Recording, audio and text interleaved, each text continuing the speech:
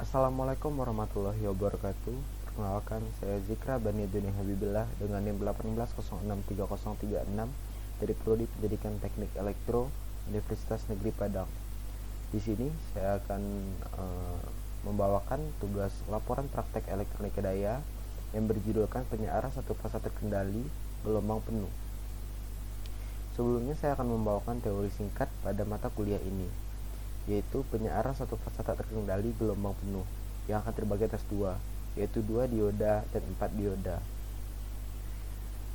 Pada 2 dioda, kita akan menggunakan trafo yang memiliki center tap, yang pada gambar 1 bisa kita lihat fungsi 2 dioda tersebut adalah saling menggantikan sehingga diperolehlah gelombang penuh. Pada posisi positif, dioda 1 akan mengalirkan arus ke beban R sehingga diperoleh satu gelombang seperti ini. Dan pada posisi negatif, dioda kedua akan mengantarkan arus sehingga diperoleh lagi gelombang seperti ini. Dan jika dipasangkan, mereka akan menjadikan satu gelombang penuh seperti ini yang berganti-gantian. Sama dengan dioda dioda 2, penggunaan dioda 4 memiliki fungsi agar mereka bisa bergantian satu sama lain. Di sini bisa kita lihat penggunaan 4 dioda, yaitu pada saat posisi positif, dioda 1 dan 4 akan mengalirkan arus ke beban R sehingga akan diperoleh gelombang naik. Dan pada posisi negatif, dioda 2 dan dioda 3 akan mengalirkan arus. Jadi pada saat satu dioda tidak mengalirkan arus, dioda yang lain akan mengalirkan arus sehingga terbentuklah gelombang yang sempurna seperti yang bisa kita lihat di sini. Pada beban resistif, sudut pemadaman dioda terjadi pada sudut konduksi beta sama dengan P. Bentuk gelombang arus dan tegangan outputnya sama tanpa ada pergeseran fasa. Besar tegangan dan arus rata-rata outputnya adalah volt DC atau tegangan searahnya sama dengan 2/2 P integral batas P 0 V tegangan input sin theta delta, atau bisa kita simpulkan dengan 2 volt M per P. Dan untuk arus DC-nya kita bisa mendapatkan dari rumus umumnya, yaitu V per R, yaitu VDC per R. Lalu untuk memperoleh tegangan arus searah, kita hanya menggunakan tegangan RMS sama dengan P per VDC, yang mana di sini rumus yang telah dijabarkan di sini adalah VDC yang ada di sini, atau bisa kita katakan sebagai VM per pangkat 2. Lalu untuk memperoleh arus RMS-nya, kita bisa menggunakan rumus umum lagi, yaitu VRMS per R. Untuk persamaan daya, kita bisa menggunakan rumus umum, yaitu P sama dengan P kali I. Yang di sini kita bisa masukkan PDC sama dengan PDC kali IDC. Yang jika kita jabarkan lagi pada rumus lain, kita bisa mendapatkan V kuadrat untuk arus searah per beban. Lalu untuk efisiensi sama dengan daya dari tegangan listrik searah dibanding atau per daya dari RMS. Untuk tegangan keluar terdiri dari komponen DC dan komponen AC atau ripple. Nilai efektif komponen AC dan tegangan keluaran adalah VDC sama dengan akar dari pangkat 2 tegangan RMS atau tegangan efektif dikurangi VDC atau pangkat 2 VDC, atau bisa dikatakan tegangan searah. Dan bentuk form faktornya sebagai berikut, bisa kita lihat VAC per VDC, atau bisa kita katakan tegangan bolak-balik banding tegangan searah. Tipe faktornya adalah VAC per DC difaktorkan. Jadi hasilnya kan seperti ini, faktor akar dalam kurung FMS per FDC pangkat 2 yang dikurangi 1, yang hasilnya adalah form faktor pangkat 2 dikurangi 1 dipangkatkan. Faktor kegunaan trafo akan kita bisa lihat di sini, yaitu daya DC per V1 kali I1. Baiklah, di sini kita akan membahas tentang alat dan bahan. Alat dan bahan yang diperlukan adalah, yang pertama adalah sumber AC, apapun itu. Yang kedua adalah transformator center tap. Yang ketiga adalah dioda. Yang keempat adalah resistor. Yang kelima adalah ampermeter. Dan yang keenam adalah voltmeter.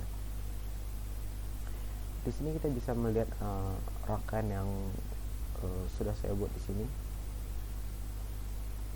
Ini merupakan rangkaian yang telah saya buat. Di sini kita bisa langsung run ke sini ya, untuk memberitahukan ini merupakan rangkaian 2 dioda. Jadi di sini saat kita run, kita bisa melihat seperti ini. Di sini adalah I1-nya atau I inputnya. Kita bisa lihat hanya satu gelombang. Lalu kita bisa masukkan yang lain. Bisa memasukkannya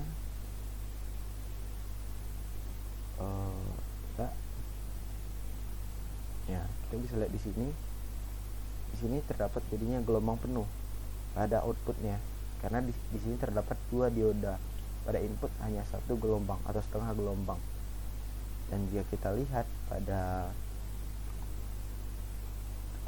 tegangan input, kita bisa lihat di sini, dan tegangan output. Oke, di sini bisa kita lihat hasil dari penggunaan 2 dioda untuk memperoleh gelombang penuh di sini. Dan untuk 4 dioda, saya akan coba menjelaskan cara pembuatannya di sini. Sebentar. Ini bisa kita new, kita tambah di sini, dan kita bisa menambahkan ini.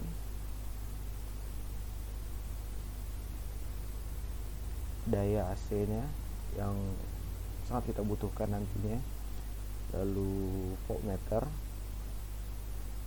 akan kita pasangkan secara paralel di sini.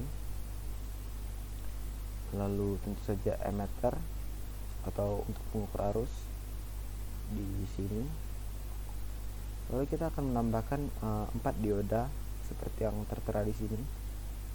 Jadi kita memerlukan dioda di sini, di sini, di sini, dan di sini. Geser sedikit.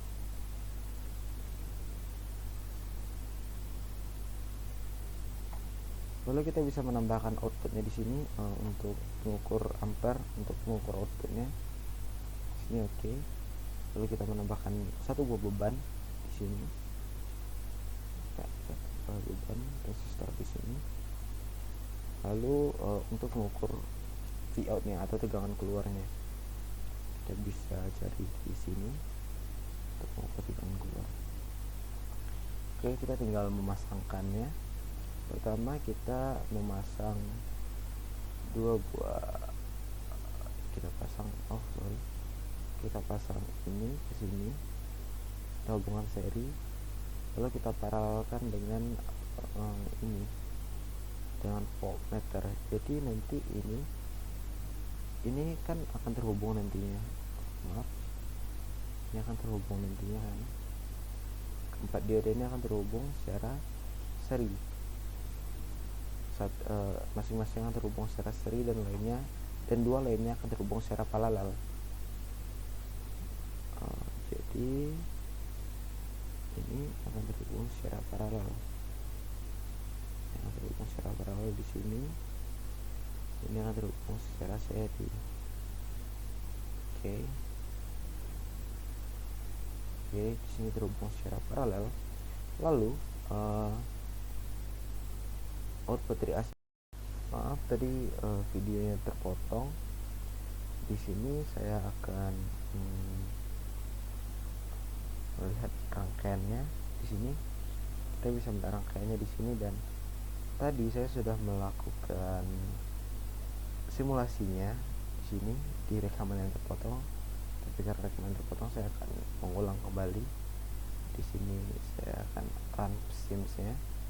Kita akan mengambil arus inputnya terlebih dahulu, dan di sini kita bisa mendapatkan arus inputnya itu belum penuh, belum gelombang penuh. Dan pada output kita dapatkan gelombangnya penuh, karena di sini adalah dibantu oleh dioda 1 dan dioda 4. Dan di gelombang selanjutnya pada saat dia negatif, arusnya akan dialirkan ke beban oleh dioda 3 dan dioda 2. Ini juga berlaku pada voltnya, pada tegangannya. Pada tegangan input kita bisa lihat arus yang diberikan, dan kita lihat pada output kita bisa melihat bahwa dia akan gelombang penuh seperti yang telah kita perkirakan tadi. Oke, baik, sudah selesai disimulasi sepertinya, dan kita akan melihat contoh-contoh soal yang telah diberikan. Di sini kita bisa melihat bahwa analisisnya yaitu faktor ripple-nya itu kita akan mendapatkan FAC per FDC. Pertama kita VDC, AC per VDC. Di sini kita akan melihat PM-nya sama dengan akar 2 kali 110 yang akan menghasilkan 155,5 volt. Dan VDC-nya adalah 2 kali VM per P yang akan menghasilkan 2 kali 155,5 per 180 dan menghasilkan 99 volt. Di sini untuk faktor ripple-nya akan kita dapatkan 110 per 99 yang akan menghasilkan 1,1, dan R-nya adalah akar dari faktor ripple pangkat 2 dikurang 1 yang akan menghasilkan 0,1 di sini. Lalu di sini ada efisiensi pada beban 55 ohm. Kita akan melihat di sini efisiensi itu adalah ketika daya DC dibagi dengan daya AC, yang akan kalau dijabarkan itu akan seperti tegangan DC kali arus DC per tegangan AC kali arus AC, yang menghasilkan 198 kali 3,6 per 220 kali 4 yang akan menghasilkan 12,96%. Dan arus DC-nya adalah VDC per R yang akan menghasilkan 198 per 55 atau sama dengan 36. Sekian dari presentasi saya. Saya harap bisa membantu saudara-saudara dalam masalah-masalah yang berhubungan dengan penggunaan 2 dioda atau 4 dioda tak terkendali arus gelombang penuh. Sampai jumpa di kesempatan berikutnya. Assalamualaikum warahmatullahi wabarakatuh.